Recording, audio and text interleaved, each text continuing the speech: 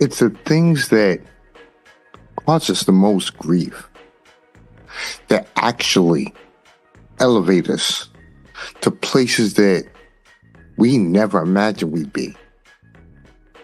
We don't want to go through any grief-related event that we've dealt with. But the reality is, grief is tantamount to growth. Ladies and gentlemen, thank you for coming back to see another episode of the Grief Empowerment Theory. The live stream show that wants to show you the value of repackaging all of your negative energy, all those challenges and the emotions that you go through. Ultimately, you can actually unearth a string of talents, skills, gifts, things you never knew existed in you. But you had to go through the hardships in order to unearth those things. So, again, another episode of learning to help you turn your grief into a gift. And today, I have an incredible gentleman with me. The gentleman's name is Gregory Meadows, and he is a parent and family life coach. He's fully certified. He understands how the family demographic can operate and work together, and also to be able to help fix a couple of things that happen to not break but bend a little bit. Hey, listen, before I go any further, Greg, let the crowd know about yourself, please, and why you began coaching in this particular niche. Yeah. Well, thank you. Thank you, John, for having me on today.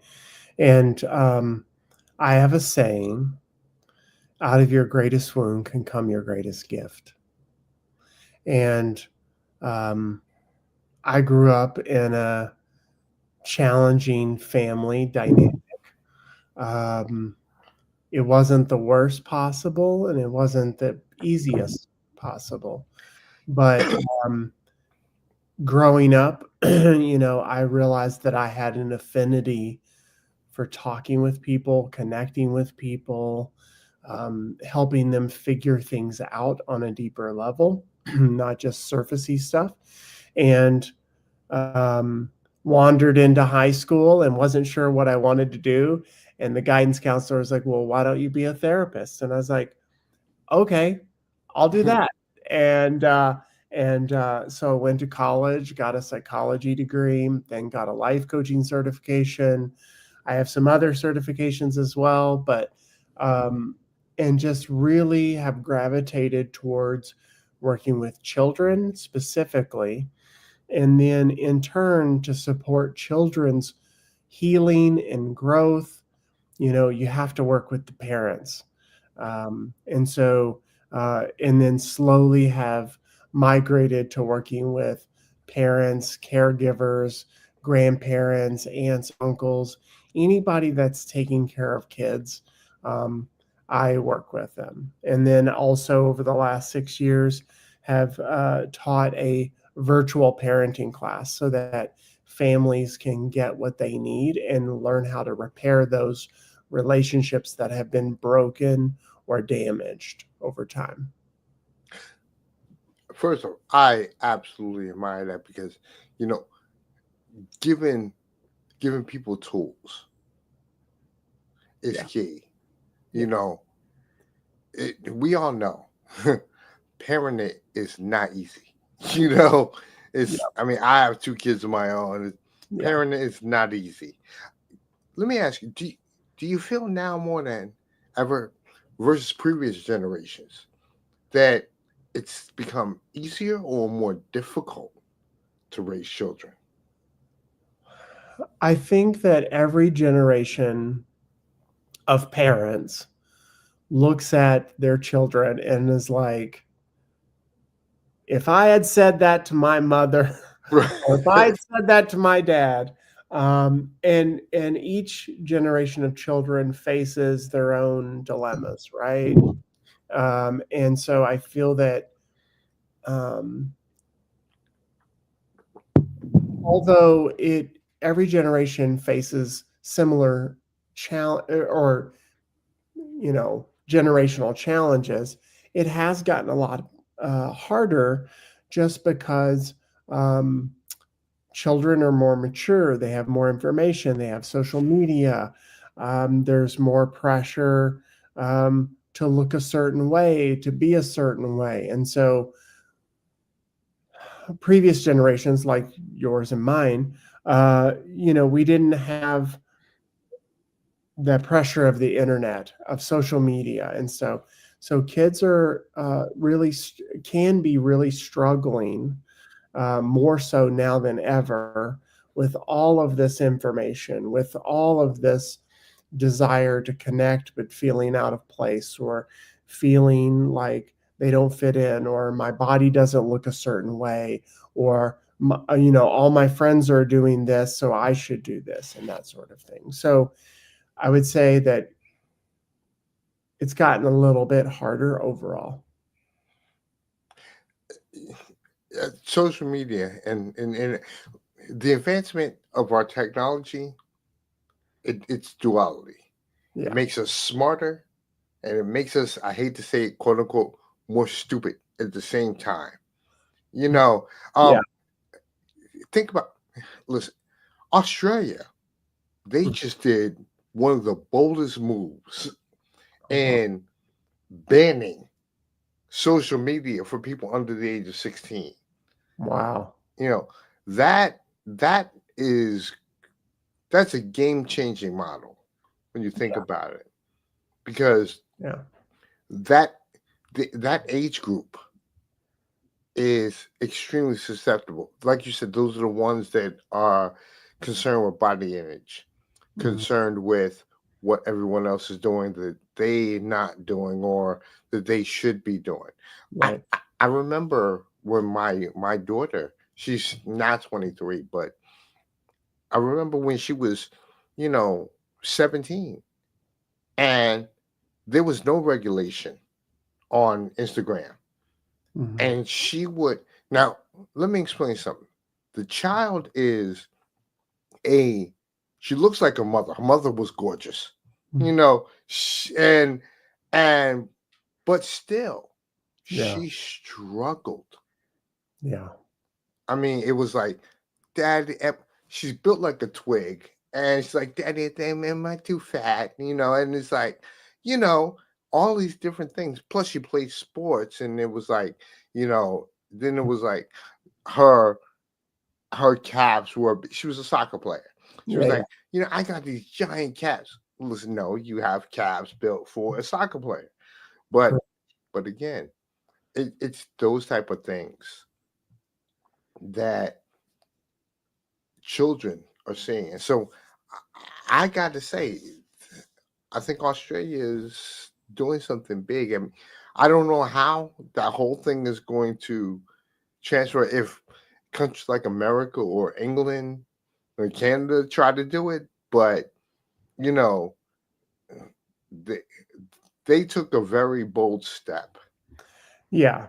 I think that it's at least going to start a conversation. I mean, the Surgeon General earlier this year literally put a warning label on social media for children, right? That incidents of suicidality, depression, anxiety all increase with social media usage with kids under the age of 18. And each family needs to make their own decision about what works for them. But the science is pretty clear that social media has a net negative on young children. I mean, it does, but again, that's it can. What's interesting is this can actually bring parents and children closer together. Yeah. because it allows the parent to be Mhm. able to regulate a child, but at the same time, allowing a child to have some freedoms. There has to be you know, there has to be um, a duality. It Yeah. has to work on Yeah. both ends of the spectrum, you Yeah. know. But again, it can be a way for a parent and child to bond, Yeah. especially when they're taking a responsible approach to things like social media. Yeah. It And I shows you think care. Go ahead. yeah, I think there's also, depending on the development of the child, right? Because I've seen some 10-year-olds that are as mature as 18, and I've seen some 18-year-olds that are as mature as a 10-year-old, right? Right. So each family needs to make a decision about what a child is capable of handling and understanding and learning about safety on social media and things like that. So these are all important factors to consider, and it can bring families together. You know, uh, say 50 years ago, like you literally had to send pictures in the mail, Right. and now like we can all go to the same place together to see, the latest family reunion or a child graduating from college or high school and things like that. So in some ways it has definitely connected us, and in some ways it's still we have to figure out a balance with it, and each family needs to figure that out. Right. I mean, it was, listen, it was just like when the radio was invented. Yeah. When the radio was invented, it was like, oh my God. But then, families would sit by the radio. Yeah. But then when War of the Worlds came, Yeah. it was, oh my God, Yeah. you Yeah. know, and then same thing with the television. Right. You know, you start seeing this, and then you start seeing images of the war in Vietnam. Yeah. That's where you start to see these divides, Yeah. and it's happening now with social media. Yeah. I mean, of course, nobody's sitting by the table. As a matter of fact, sitting by the table and having social media on at the same time is like that's like a faux pas, you Yeah. know. But again, it's just it's a way Mhm. that people can process and learn to work together as a family. But let me ask you this: you work with every demographic in the family unit. You mentioned earlier, not just the parents, but all kinds of extended caregivers like Mhm. grandparents, aunts, uncles. Uh, Mhm. there's a demographic. Mhm. It's a very small demographic, but it's large in the way of how children are. Um, Unfortunately, it can lead to a lot of activities, you know. And I'm talking about the single parent situation. I Mhm. mean, when you look at it, they said, what is it, like 17%? I was just looking at a website called the Visual Capitalist, and they were Mhm. saying like 17% of mothers, you know, Mhm. are single parents Yeah. and 5% dads, and it's just like when you look at that demographic, it Yeah. makes it a little difficult, especially if you have multiple children. Yeah. Yeah. Yeah. I don't envy the single parent. They have a very, very hard road to go, and I think there's there's a lot to do. There's a lot to consider, right? Long-term committed relationships are kind of like on the decline. We're having more instantaneous culture kind of things where uh, we don't have to work through things with our partners anymore. We can just go get new partners, right? And Right. so it's unfortunate. but, you know, kids oftentimes end up being on the receiving end of Yes. that. And I think, people are single parents for all kinds of reasons. A loss of a spouse, Right. um, you know, any sort of domestic violence, having to move away for a job. There's all kinds of reasons, but what's really important for your children and for yourself as a single parent is to really find community. Find other safe adults to, at the minimum, get what you need as an adult, but at best, they can be role models in addition to you as a single parent to support raising children, right? And the saying "it takes a village" is actually true, and it's still true over thousands of years, right? So, um, I've worked with a lot of single mothers, some single dads, and it's tough. It's tough because, a mother brings a certain type of energy, a certain type of relationship, a certain type of gifts for the child, but a father does as well, right? And a child, we are biologically and maybe evolutionarily and spiritually designed to have a mom and a dad. Right. And so, we need both of them to kind of help us become a balanced, healthy adult. And my hope is that single parents really are intentional about finding community, whether that's your family, whether that's friends, whether that's finding mentors for your children, things like that. Positive, safe adults.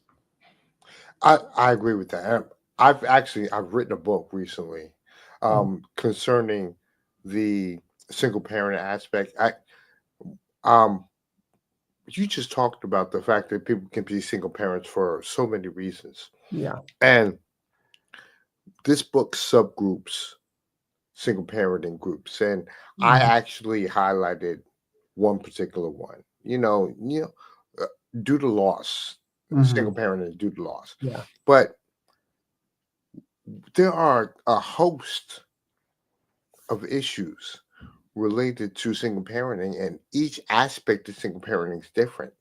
Yeah. Like you talked about earlier, single parenting due to parents just not getting along. Hey, at least one of them were like, you know what, I'm out, and they had to deal with that, and that's a harsh reality. Yeah. You know, then you're dealing with the single parent whose spouse is maybe, like you said, working maybe 4 states away. Yeah. They're still together, you Yeah. know. They're still, but for maybe months or years, you are by yourself, Yeah. you know. And then, like I said, there's the name of my book is called Flying Solo. So it's like Mhm. it talks about solo parenting, Yeah. and that reality is this group only can go to the graveyard and look at pictures. They can't ask for help. Mhm. Sure, they can ask for siblings and friends and family and things like Mhm. that. Yeah. It's great that they may get that help, Yeah. but the reality is there's still an emotional and mental, Yeah. disconnect. Yeah. So, plus they are managing their children's uh situation related to their parents. So again, I mean, it's the whole thing is interesting because the truth of the matter is, like I said very early in our conversation, Mm. it does not matter whether you're a single parent or you have a mother and a father. Yeah. Parenting is incredibly challenging. Yeah. You know, Absolutely. kids and what we just talked about. I mean, today's kids have so many different avenues they can go to.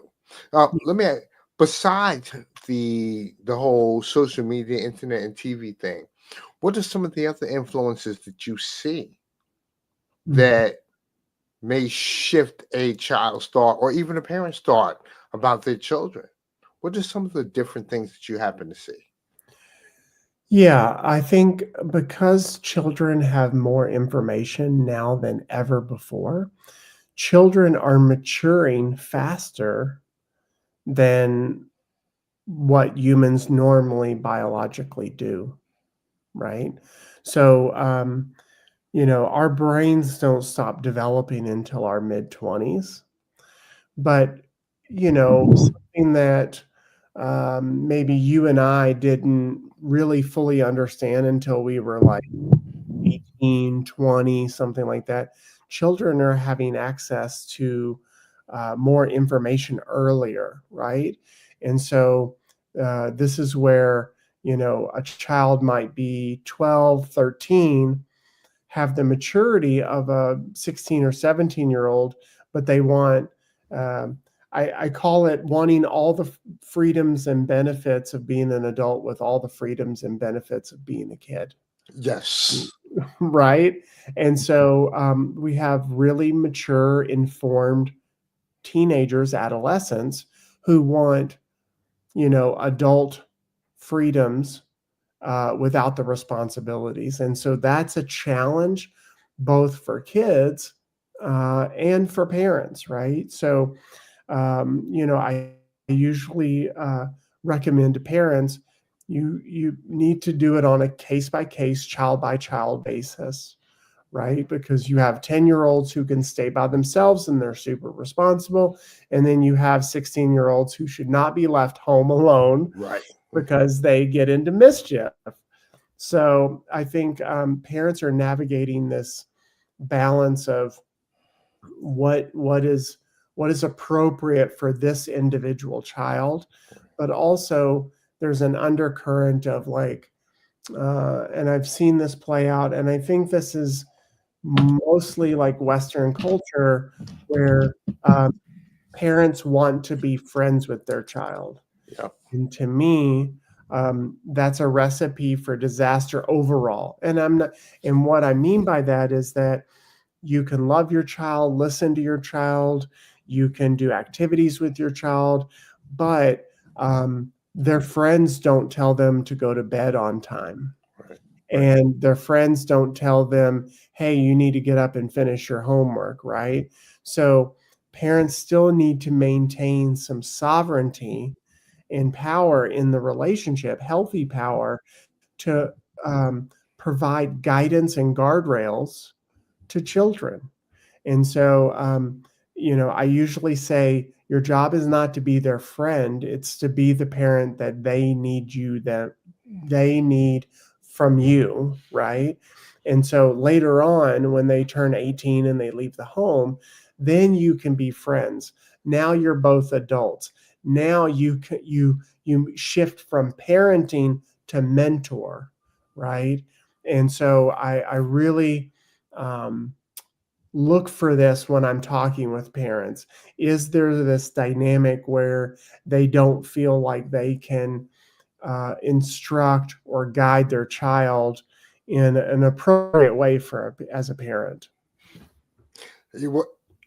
It's interesting that you say that, Gregory, because I went through this Okay. with both my kids. It's Yeah. it, my my oldest daughter went away to college, and she happened to go to the same college that both me and my wife went to.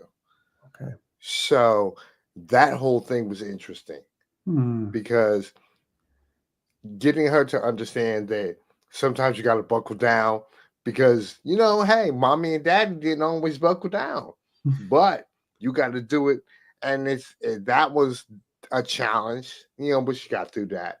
My Yeah. my youngest, I had to establish guardrails, like Yeah. you said, Yeah. know the difference between, and this is what I tell people a lot, is understand the difference between friends and friendly, Yep. because friends, parents can't be effective friends to their children until, like you said, they meet a certain age. I mean, my my kids are 23 and 26, and I have a great mentoring relationship with them. That's great. You know, but I mean, it took time, but Yeah, it was a blessing. yeah. And then you also you just mentioned maturity levels Mhm. of the children. I mean, it's like it's funny because my youngest one is at UConn Law, right? And she says, "Dad, you know, when we were going through things, I didn't quite understand. But now I look because there are kids in law school that should not be here Mm. because they can't make decisions without the help of their parents, and Yeah, they can't make proper decisions without being guided. yeah, How can they become lawyers?" yeah, You know, and so she was like, "Dad, I absolutely understand why you did certain things." I mean, I looked at she said, "What I remember when I had to pay my first bill." And she was like, "Oh my God, you yeah, know, I am in the real world." yeah, yeah. Well, and one thing that I think sometimes is not taken as seriously as possible is that from 12 to 18 is about 6 years, and that will go very fast. As adults, we know that time goes incredibly fast as we get older, and that time will pass by so quickly, and that's the real um, window of opportunity to be intentional about teaching children all the skills that they will need once they leave the nest, which is critical thinking, decision making, how to pay a bill, how to change a tire if people still change tires. Right.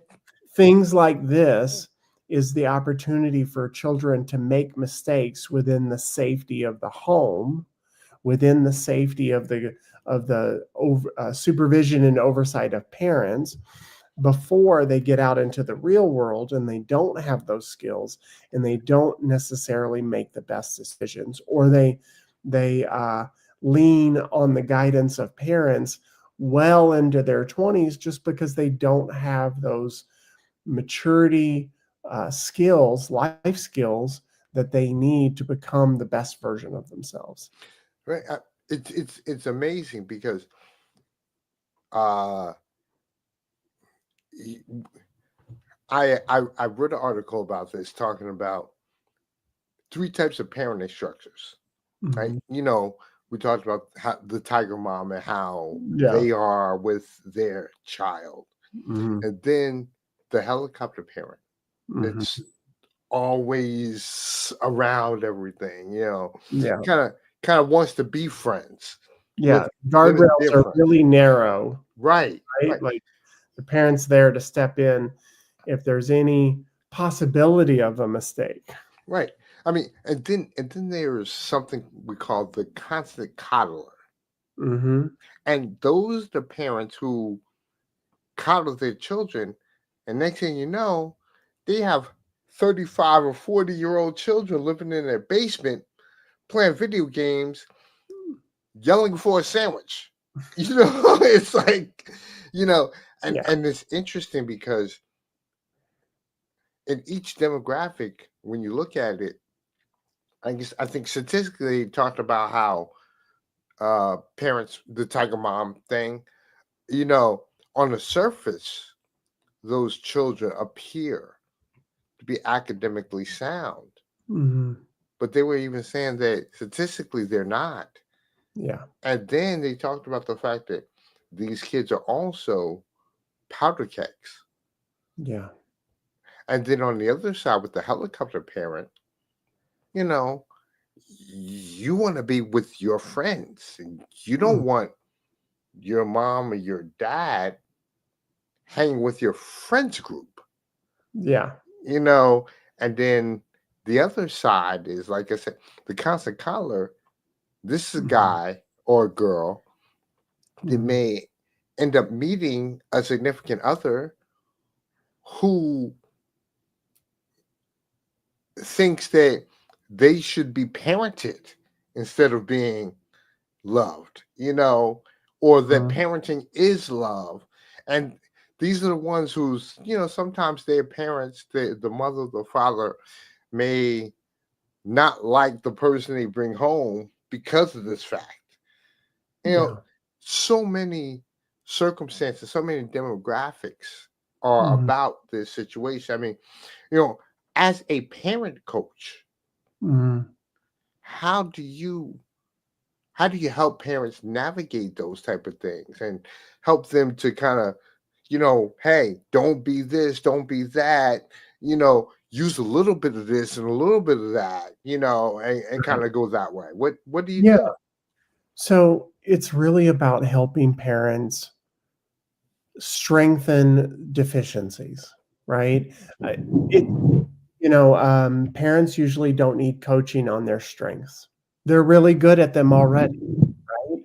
So Right. teaching parents, um, a lot of times I'll talk with a parent and I will see a parenting style that's leading to a child particular issue. And I try to work with parents to like, okay, let's fast forward this behavior 5 years. Now they're 17 years old. They weigh 190 pounds. And the tantrum that they avoided dealing with when they were two, now they're 17 or they're 12 and they're going to be 17. And what's that going to look like? Right. So a lot of times, um, not dealing with things early on causes problems later. And so helping parents kind of see that and helping them have the courage to deal with those problems now versus later, right? Because almost every single parent's noble intention is for their children to grow up to be functional, healthy, critically thinking, civic minded adults, right? And so, using that as our North Star, parents are willing to go through the discomfort of making adjustments because now we have a North Star in mind versus the immediate discomfort of tackling a particular issue or challenge. Does that make sense? Makes a lot of sense. It absolutely makes a lot of sense. Let me ask you, you do a lot of work with the Canadian group, Connect Parent. Yeah. And are those some of the techniques that they discuss Mhm. in helping to kind of navigate a parent through Yeah. certain things? Is Right. Talk about that a little bit. Yeah. So, Connect Parent is it's an evidence-based parenting support class. It was founded in Canada, but it's taught in like 9 languages in 6 countries now.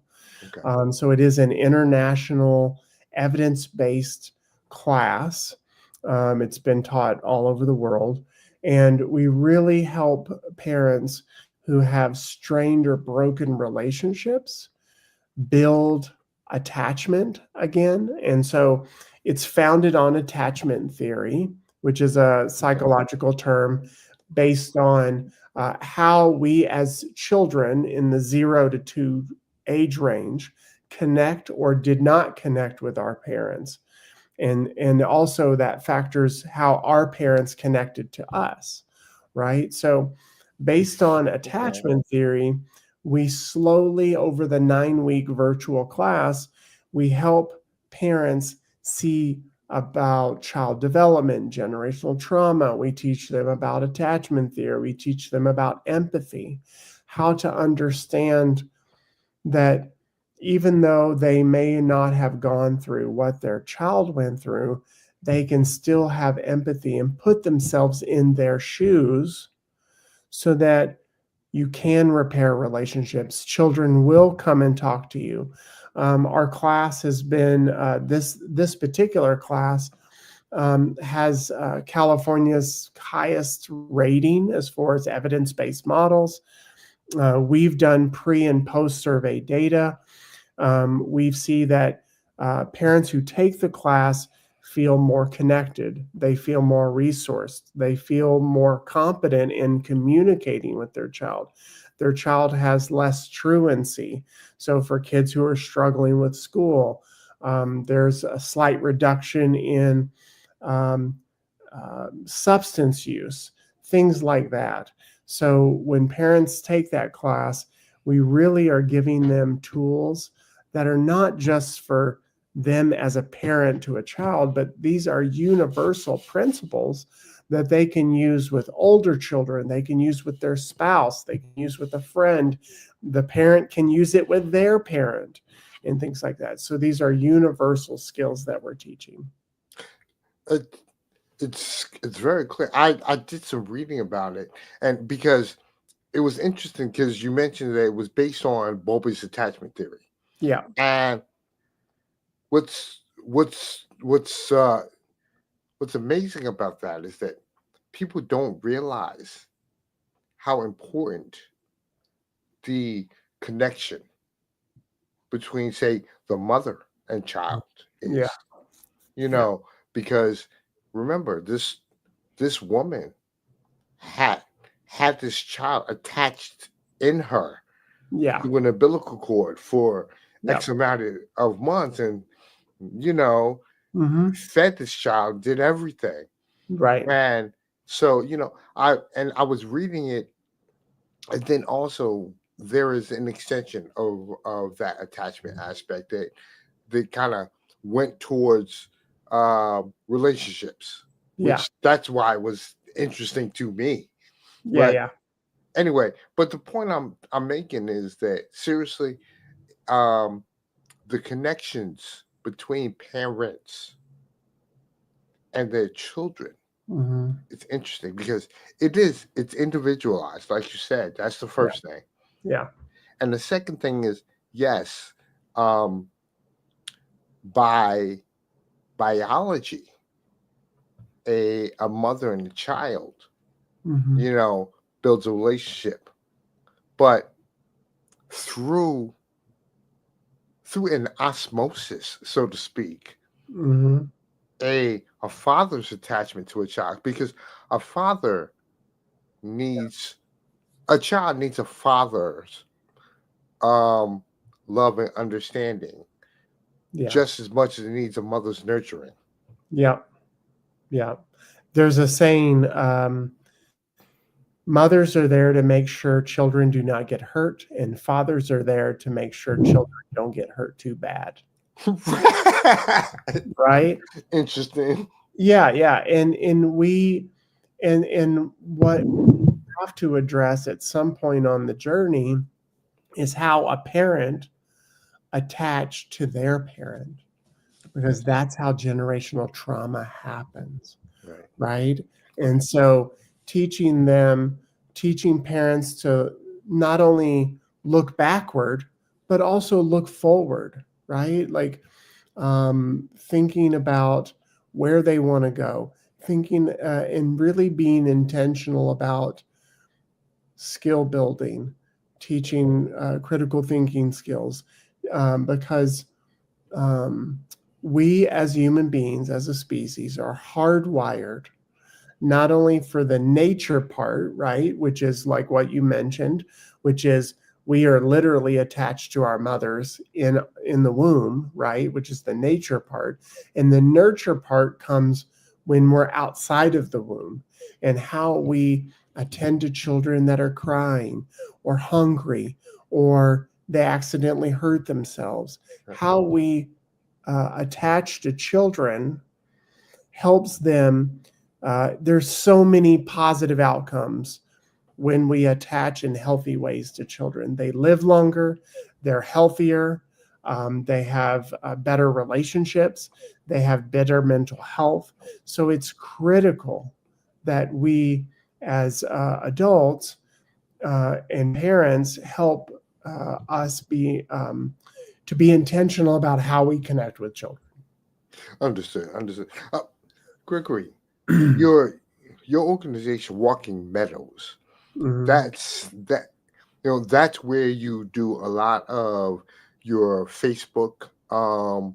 groups and things like that. Yeah. I understand that you actually offer a service where Mhm. people can go and I guess get some help that's Yeah. you know free of charge is Yeah, what yeah. I guess I should say that. So I have a free parenting support group. They can come in, they can join, they can ask questions, they can post things that they saw on the internet. And so by doing that, you get free access to me. Now, of course, I can't do a full session, but I'm willing to drop gems and nuggets to kind of help you along the way, right? And then if you want more individualized support, we can do virtual one-on-one sessions with yourself, with a partner, or even with the whole family, or even like, okay, I'm going to talk to the parent for 30 minutes. Okay, now I'm going to talk to the child for 30 minutes. We also have virtual parenting classes, which is a more confidential space in order to be with other parents who might be going through similar challenges. And it's confidential, it's closed, and you get all the skills and tools that we teach in the Connect Parent Support class. Okay. Okay, great. Well, I'll put your website up so that people can, touch base with you. And Yeah. if they want to, go through a lot of the Connect Parent information, Mhm. Connect Parent, I understand that, you work with them Mhm. and you offer a program that through your organization that Yep. can help them. And Yeah. then like you said, the fact that they can get additional information Yeah. from you. And if they want to do a private consultation, I Yeah. guess you can set up something with them as well. And I understand, like, you even have a little something on Instagram. So, Yeah. I post little memes and things on Instagram okay. just to kind of get people thinking in the right direction. Okay. And I want families to get what they need. So if they want to reach out, they can reach me at Gregory at Walking Meadows on social media on Instagram and Facebook as well. Okay. Excellent. Excellent. Well, great. What is the next thing you have going on? What's the next big thing you got moving? Oh man.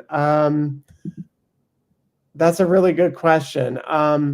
I am still continuing to teach the virtual parenting classes.